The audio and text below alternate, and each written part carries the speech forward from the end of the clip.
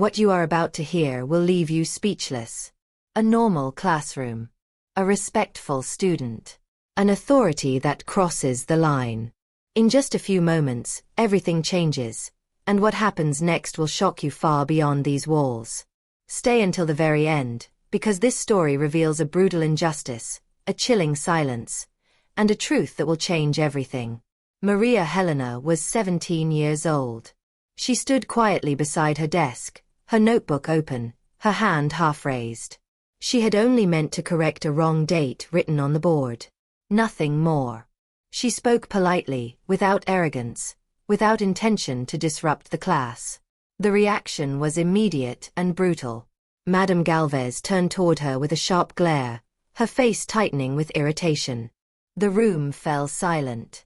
Her voice cut through the air, cold and loud, stopping every movement in the classroom. Maria felt all eyes turn toward her as the teacher's words began to sting, filled with contempt rather than correction. "This is not the first time," the teacher snapped, accusing her of trying to show off, of thinking she was smarter than everyone else. The tone was not professional. It was personal. Maria swallowed hard.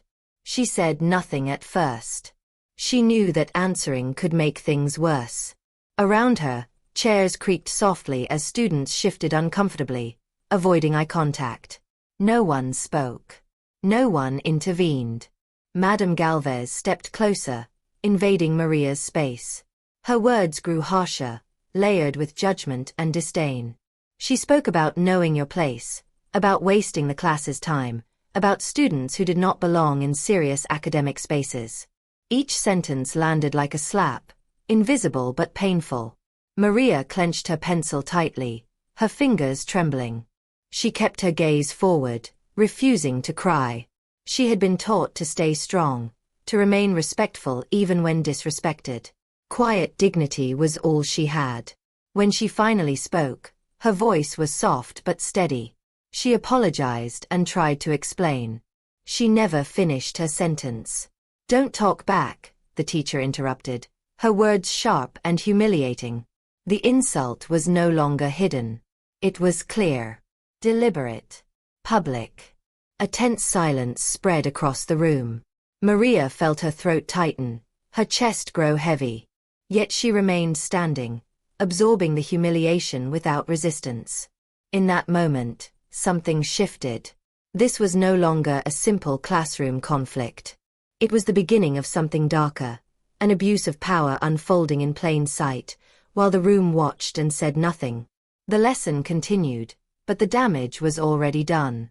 The tension in the classroom did not fade. It thickened.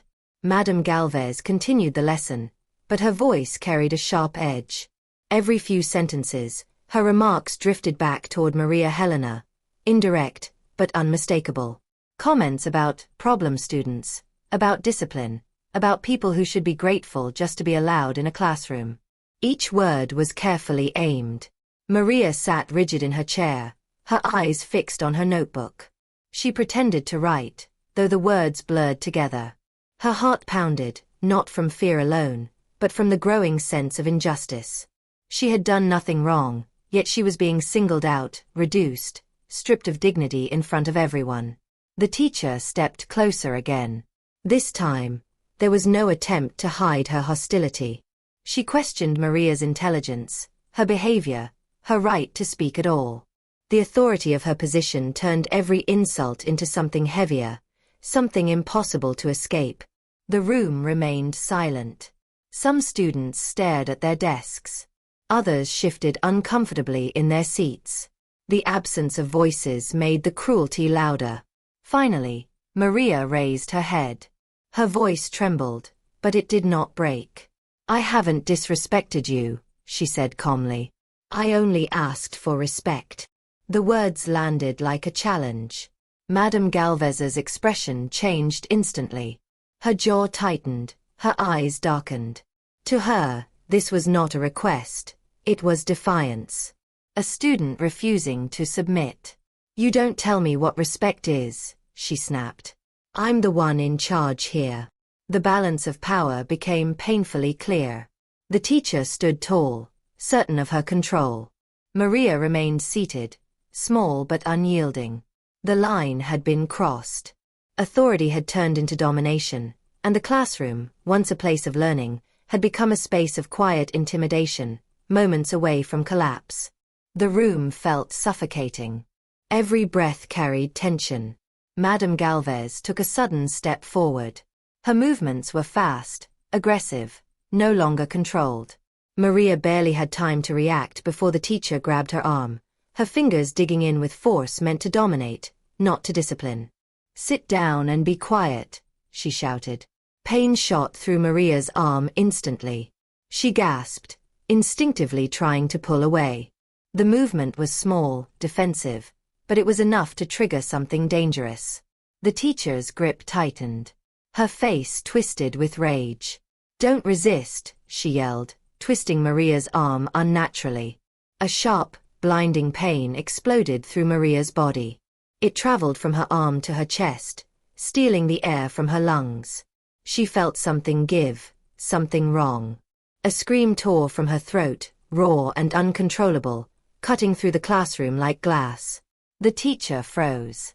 Then she let go. Maria collapsed against her desk, clutching her arm, her entire body shaking. Tears poured freely now, not from humiliation, but from unbearable pain. The room was silent. No whispers. No movement. Just shock. She looked down at her arm. It hung strangely, unresponsive. "I can't feel it," she whispered, panic rising. "I can't feel my arm." In that moment, the truth was impossible to deny. This was no argument. No misunderstanding. A line had been crossed that could never be erased. The abuse of power had turned into violence, and everyone in the room had witnessed it. The classroom door opened suddenly. The sound alone was enough to break the frozen silence. A tall man with gray hair stepped inside, his expression sharp and alert. He stopped the moment he saw the scene.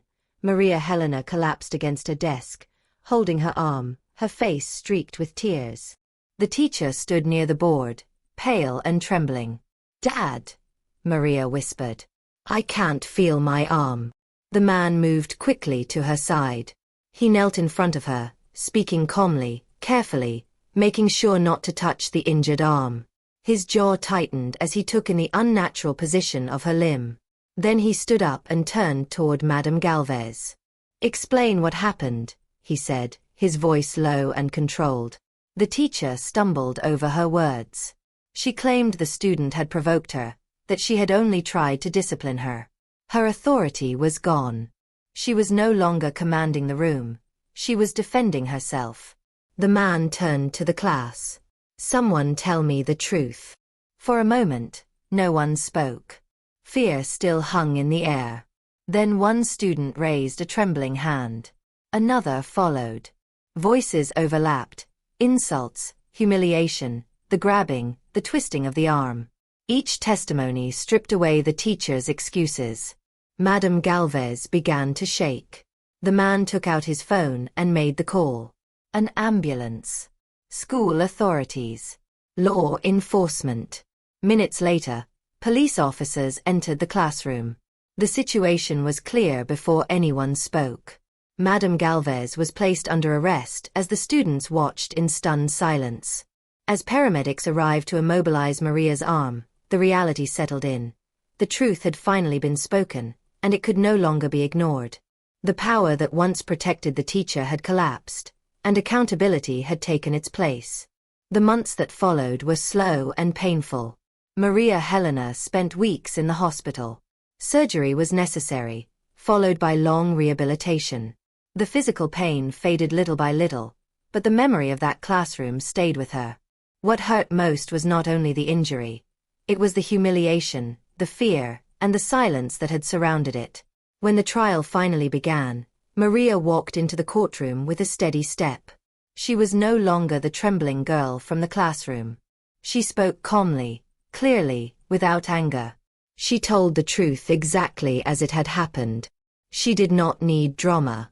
The facts were enough. Witness after witness confirmed her story. The insults, the abuse, the violence. The judge's decision was firm and final. Madame Galvez was found guilty of abuse of authority, racial harassment, and physical assault on a minor. She was sentenced to prison, permanently banned from teaching, and ordered to compensate Maria for the physical and psychological damage caused.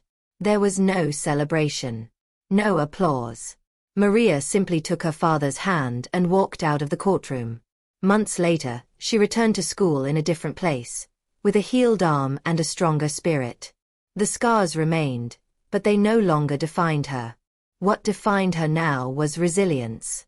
Her story did not end with violence. It ended with justice, accountability, and the quiet strength of a young woman who refused to be broken. If you want more powerful stories like this, stories that expose the truth and give a voice to those who were silenced, make sure to subscribe to the channel right now. Your support helps us bring you more real, impactful stories you won't hear anywhere else.